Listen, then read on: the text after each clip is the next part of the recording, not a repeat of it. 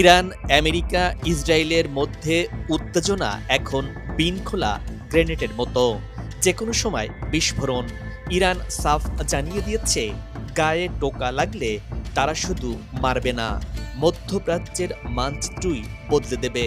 আর এই বদলে দেওয়ার লড়াইয়ে তাদের তুরুপের তাস হবে তাদের মিসাইল ভান্ডার। ইসরায়েল আমেরিকা সীমা অতিক্রম করলেই ইরান তাদের বৈচিত্র্যময় কয়েকটি মিসাইল দিয়ে প্রতিরোধের আগুন জ্বালিয়ে দিতে পারে। আয়াতুল্লাহ আলী খামেনির পছন্দের তালিকায় প্রথমেই থাকছে সেটজিল মিসাইল। এটি ইরানের মিসাইলে সবচেয়ে ভীতি জাগানিয়া অস্ত্র। এটি একটি দ্বিতর বিশিষ্ট সলিড ফুয়েল মিসাইল। এর পাল্লা প্রায় 2500 কিলোমিটার, অর্থাৎ তেহরানে বসে সুইচ টিপলে তেল আবিব বা হাইফায় আছড়ে পড়বে।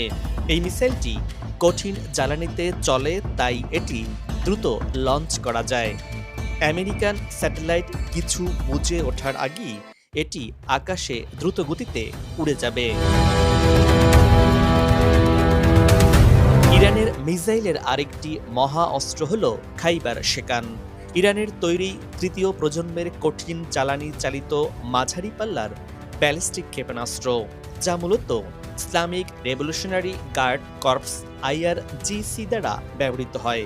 এটি উন্নত প্রযুক্তি ব্যবহার করে শত্রুর বিমান প্রতিরক্ষা এড়াতে সক্ষম এবং প্রায় 1450 কিলোমিটার পর্যন্ত লক্ষ্য বস্তুতে আঘাত হানতে সক্ষম।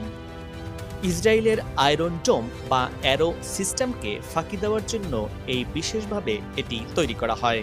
মুহূর্তেই এর দিক পরিবর্তনের সক্ষমতা রয়েছে, তাই একে আটকানো কঠিন হয়ে পড়ে।